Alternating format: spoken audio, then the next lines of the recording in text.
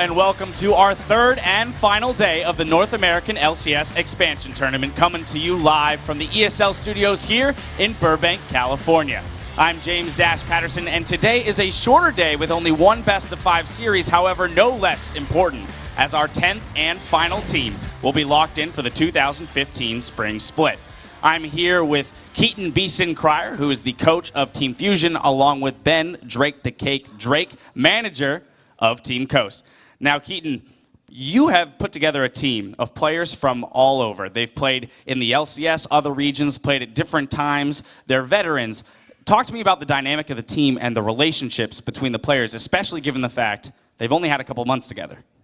We actually have a really good team from all over the world, from everywhere. I think our team speaks like 7 languages total, like including the support staff. The one thing I think that is the main thing is that we built the friendships from the ground up.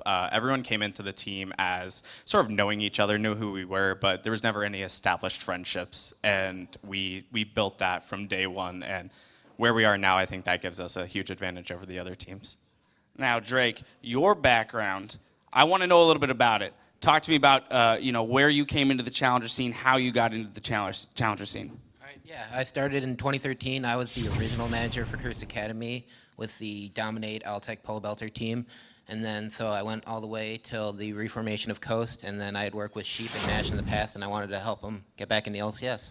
So that makes you then one of the more experienced team managers in the Challenger scene since you've been around since 2013. What was it about the Coast organization that drew you in?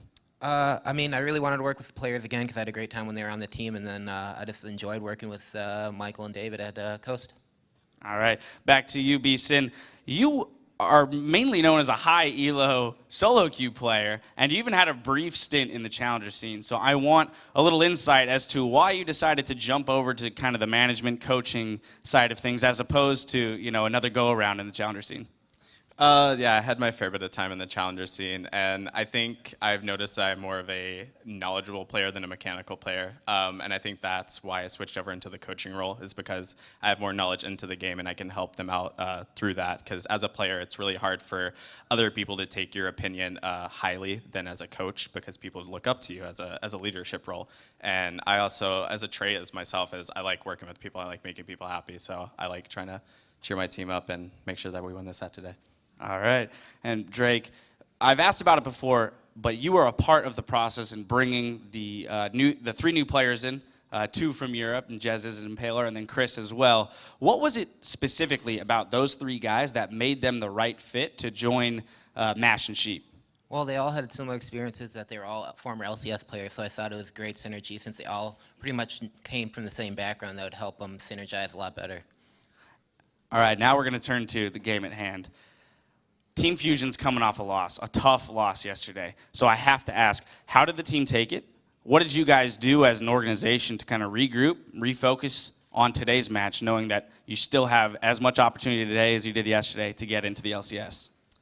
I'd say our team is probably one of the teams that plays really well from behind, especially when we were down 0-2 versus Final 5 in the first set. I walked into the booth and, I was expecting people to be down, people to be, like they were just happy. They're like, you know what, we realized we messed up, we realized where our mistakes are. They learned to fix them themselves and we helped them along with that. So we bounced back pretty easily from yesterday's loss, and we realized that with the loser bracket, we have another chance coming into this match, and I think it'll be a good game. All right, fantastic. I like kind of the humbleness there in knowing that, fine, we took a loss, but we're going to turn this around and make it all for the better. Now, same kind of question over to you, except for your team is dealing with exactly the opposite. You're coming off a fantastic win yesterday, so momentum's got to play a huge role in coming into today's series. Yeah, I think it's always good coming off a win, but you have to understand that it's a new day and you can't live in the past. So we're just going to move on. We plan for today, and hopefully we get the W. Fantastic. I like the confidence out of both sides. I'm going to thank you and send you on your way so you can get back and give a couple words of wisdom to your players before they get into the match. Of course, that's enough from me. We're going to send it right over to the gurus of the Challenger scene, Freak and Zyrene, at the caster desk.